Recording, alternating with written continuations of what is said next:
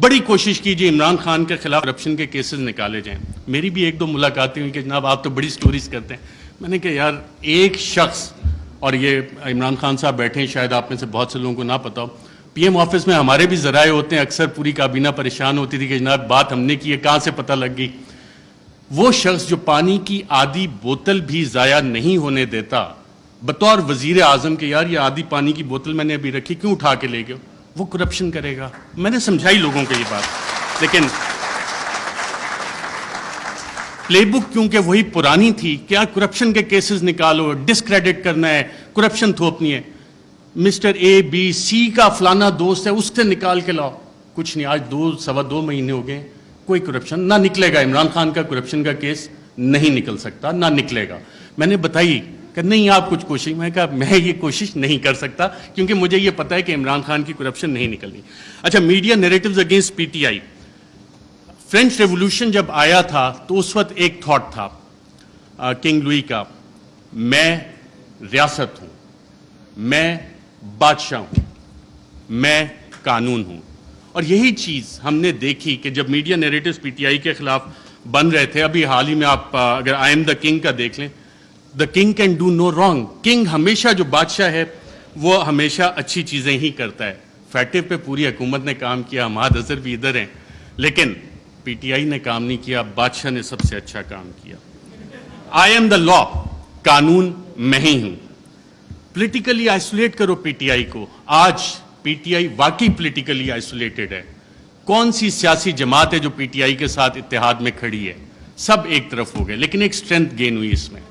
پاکستان کی عوام بغیر کسی کال کے نکل آئے, اور شاید جو وزیر اعظم عمران خان کا آخری دن تھا وزیر اعظم ہاؤس میں, اس وقت جو لوگ نکلے اور جنہوں نے رپورٹ کیا, آئی تھنک عمران ریاض تھے, باقی ہم لوگ بھی تھے, ان سب نے ایک بات نوٹ کی.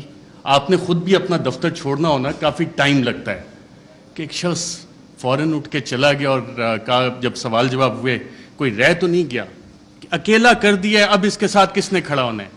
پاکستان کی عوام کھڑی. یہ وہ ڈفرینٹ فیکٹر تھا, چینج تھی, جس کو کسی سازشی نے, کسی بھی سازشی نے کیٹر نہیں کیا ہوا تھا. یہ وہ ویریبل تھا, عوام کا ویریبل تھا, جس کی وجہ سے یہ چیزیں. میں کوئکلی تھوڑا سا 2 منٹ اگر آپ کی اجازت ہو تو سائفر کے اوپر بھی بات کرنا چاہوں گا. سائفر پہ بھی میڈیا نیریٹیوز بڑے بڑے مزے کے بنے, اس پہ اور ڈیبیٹ بھی ہو سکتی تھی, کافی مزے کی چیزیں تھیں. پہلا کیا بنا جی, پہلی میڈیا نے رپورٹ کرنا شروع کیا اور باقاعدہ یہ بتایا گیا کہ جی سائفر تو ایگزسٹ ہی نہیں کرتا, سائفر نام کی تو کوئی بلا ہی نہیں ہے. پھر دوسری چیزیں, میڈیا کی یہ سٹوریز آئیں اور ریکارڈ کے اوپر موجود ہیں, پرنٹ کیے ہیں, ٹی وی پروگرامز ہیں, کہ سائفر تو یہ ایزمپشنز پہ بیسڈ ہے. وہ ایزمپشنز ہیں ہمارے ایمبیسڈر کی یا کس کی. پھر یہ بھی کہانیاں میڈیا میں آئیں کہ جی یہ تو فارن آفس میں خود ہی پی ٹی آئی والوں نے بیٹھ کے بنا لیا ہے, یہ تو شاہ محمود قریشی نے خود ہی بیٹھ کے بنا لیا ہے. پھر جب وہ بھی ساری چیزیں, کیونکہ سائفر ایگزسٹ کرتا تھا, سائفر موجود تھا, پھر کہا گیا جی کانسپریسی کا ایویڈنس کوئی نہیں ہے. اچھا, پھر عمران خان بطور وزیر اعظم, میرا خیال وہ کرکٹ کھیل رہے تھے, اور جب انہوں نے کہا تھا کہ مینٹلی میں اسٹرانگ ہوں, تو بہت سے لوگوں نے انڈر ایسٹیمیٹ کیا. انہوں نے کابینہ کی بھی کمیٹی بلائی, کابینہ کی اسپیشل کمیٹی غالباً 30 مارچ کو ہوئی. 30 مارچ کو میں نے سابق وفاقی وزراء سے پوچھا, وہاں کانسپریسی کی بات بھی ہوئی, کانسپریسی کا ذکر بھی اس میں ہوا, اور پھر 31 کو نیشنل سیکیورٹی کمیٹی بھی انہوں نے بلا لی, اور اس کا بھی مور اس پہ لگ گئی کہ بلیٹنٹ انٹرفیرنس. اور اس کے آخری پیراگراف میں ایک لفظ لکھا ہوا ہے کہ جو 31 کو نیشنل سیکیورٹی کمیٹی کی میٹنگ ہوئی, اس نے 30 مارچ کے جو منٹس اسپیشل کیبنٹ کے ہیں ان کو ریٹیفائی کیا. اب 30 مارچ کو آپ سب وفاقی وزراء جو اس میں بیٹھے تھے, اس وقت کے وزیر اعظم اس میں بیٹھے تھے, ان سب نے کانسپریسی اور سازش کا لفظ اس میٹنگ میں ذکر کیا. یہ میرے ذرائع نے مجھے بتایا ہے, آپ سبھی یہاں پہ بیٹھے ہیں, اگر کسی نے کانٹراڈکٹ کرنا ہے تو سابق وزیر اعظم خود بیٹھے ہیں, وہ کر سکتے ہیں کہ 30 مارچ کو جو اسپیشل کیبنٹ میٹنگ تھی اس میں سازش کا ذکر ہے. بالکل سازش کا, میں ایز اے جرنلسٹ کلیم کر رہا ہوں.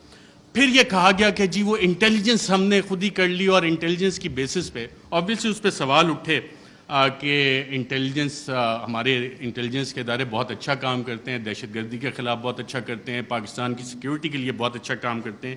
لیکن مسئلہ یہاں پہ آتا ہے کہ جب انہیں ڈریگ کیا جائے سیاسی معاملات میں, اور یہ کہا جائے کہ جی انویسٹیگیشنز ہوئیں, کون سی انویسٹیگیشنز, یہ سوال ہوا ہے. اب رجیم چینج میں انٹیلیجنس کا ایک بنیادی کردار ہوتا ہے, انٹیلیجنس انفارمیشن کا بنیادی کردار ہوتا ہے. اگر آپ اگلی سلائڈ کریں ذرا, Colin Powell, US secretary of state, UN security council में इंटेलिजेंस इंफॉर्मेशन की बेस पे उन्होंने कहा जी यहाँ पे ये वाले वेपन्स इराक में मौजूद हैं, ये केमिकल वेपन्स हैं, ये न्यूक्लियर वेपन्स वहाँ पे वो बना रहे हैं। इराक वॉर ख़त्म हो गई, इराक तबाह हो गया। ये उस इंटेलिजेंस इंफॉर्मेशन की औकात थी, वैल्यू थी, जो आज तक नहीं मिली। मैं एक और आपको अफगानिस्तान से रिलेटेड इंटेलिजेंस इंफॉर्मेशन देता हूँ। इंटेलिजेंस डिस इंफॉर्मेशन कि उसामा बिन लादेन के पास न्यूक्लियर वेपन्स हैं, और उसामा बिन लादेन के पास न्यूक्लियर वेपन्स, अगर आप ये स्टोरी देखें तो ये जस्टिफाई करने के लिए थी कि जी अफगानिस्तान में अमेरिका ने हमला करना है। और उस वक्त आप तमाम अमरीकी अखबारात उठा लें, वर्ल्ड एक्सक्लूसिव डॉन ने भी फ्रंट पेज पे छापा कि जी एक एक्सक्लूसिव इंटरव्यू हुआ है, उसामा बिन लादेन के पास न्यूक्लियर वेपन्स हैं। वो न्यूक्लियर वेपन्स आज तक नहीं निकले। तो ये होती है इंटेलिजेंस इंफॉर्मेशन। जब तक आप तहकीकात नहीं करते, उसे वेरीफाई नहीं करते, बहुत सी JITs में इंटेलिजेंस इंफॉर्मेशन आती है, बहुत अच्छा काम होता है, लेकिन उसकी वेरिफिकेशन चाहिए होती है। इंटेलिजेंस और इंटेलिजेंट इंफॉर्मेशन में फ़र्क होता है। इसके अलावा बहुत सारी चीज़ें हैं। प्रोपेगेंडा पे अगर हम जाएं, डीक्लासिफाइड डॉक्यूमेंट्स बहुत सारे आ गए, चिली के हवाले से, ईरान के हवाले से। क्योंकि टाइम मेरे पास कम है, मैंने कहा ये वाले लार्जर इश्यूज आपके सामने रखूं। PTI की हुकूमत में जब हम ये देखते हैं तो हम खबरें देख रहे थे, मीडिया में आ रही हैं कि जी जो बाइडन जो है वो कॉल नहीं कर रहा, फॉरेन ऑफिस का राब्ता हो रहा है। पाकिस्तान के foreign minister Shah Mahmood Qureshi, US national security adviser Anthony Blinken से फॉरेन ऑफिस ने राब्ते की कोशिश की, नहीं हुआ। लेकिन बिलावल आते हैं, उनके सारे राब्ते हो जाते हैं। तो यहाँ से आप जब मीडिया की वो खबरें निकाल के देखते हैं तो आपको एक्सटर्नल फैक्टर और वो लिंकेजेस के ये फैसला वाइट हाउस में हुआ, US NSC में हुआ, और इसका जिक्र अब मीडिया में ये सवाल अभी तक डिबेट नहीं हुआ कि क्या इसका फैसला वहाँ पे हुआ था, नहीं हुआ था। वो साइफर अगर पब्लिक होता है तो उसमें ये सवालात उठेंगे यकीनन कि ये फैसला उस लेवल पे, स्टेट के लेवल पे US स्टेट ने किया, सदर जो बाइडन ने किया। और सदर जो बाइडन जो नियोकॉन्स थे, the plan for the new American century, उसका बाकायदा तौर पे हिस्सा थे, जिसके बाद हमने देखा 2001 के बाद पूरी दुनिया में डिफरेंट रिजीम चेंज ऑपरेशंस बाकायदा तौर पे लॉन्च किए गए। इराक उसकी एक मिसाल है। इंटरनल फैक्टर्स पे जब हम आते हैं, मैं बड़ा ब्रीफ रखूंगा क्योंकि मेरा टाइम बताया गया 10 मिनट का है। इंटरनल फैक्टर्स को जब हम देखते हैं तो इसमें ज़ाती अना के मसले आ जाते हैं, कुछ इदारों के मसाइल आ जाते हैं, कुछ सियासी मुफादात आ जाते हैं।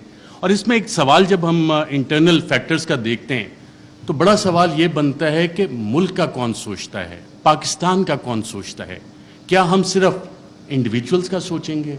क्या हम सिर्फ उन इदारों का सोचेंगे कि जी इदारों की अना बड़ी होगी या इंडिविजुअल्स की अना बड़ी होगी? है पाकिस्तान का कौन सोच रहा है? क्या वज़ीर आज़म इमरान खान उस वक्त पाकिस्तान का सोच रहा था या इंडिविजुअल्स के बेनिफिट्स देख रहा था? और क्या ये जो रिजीम चेंज कॉन्स्पिरेसी है, इसमें जो मीडिया नैरेटिव्स बने वो किस तरह के बने? उसमें इंडिविजुअल्स और इंस्टीट्यूशन ने डोमिनेट किया या पाकिस्तान का सवाल किसी ने उठाया? इस हवाले से मीडिया नैरेटिव्स इस हवाले से साइलेंट हैं, उसमें आपको इंस्टीट्यूशनल और इंडिविजुअल डोमिनेंस नज़र आती है। अच्छा, कोवर्ट एक्शन भी इसमें बाकायदा तौर पे प्लान हुआ। मीडिया में being fly on the wall and being an active participant, एक एक्टिव जर्नलिस्ट होते हुए आपको बहुत कुछ पता लगता है कि जी मीडिया नैरेटिव बनना कैसे। अक्सर जो हुकूमतें बैठी होती हैं उनको सबसे आखिर में पता लगता है कि हमारे साथ हो क्या रहा है। मीडिया को पहले पता लग जाना शुरू हो जाता है, क्योंकि कोवर्ट एक्शन मीडिया ने पब्लिक ओपिनियन शेप करना होता है, पॉपुलेशन को बताना होता है कि जनाब ये हुकूमत के साथ मसाइल हैं, और वो कहानियाँ शुरू हो जाती हैं। और ये डॉक्यूमेंटेड है इस सारे केस में भी।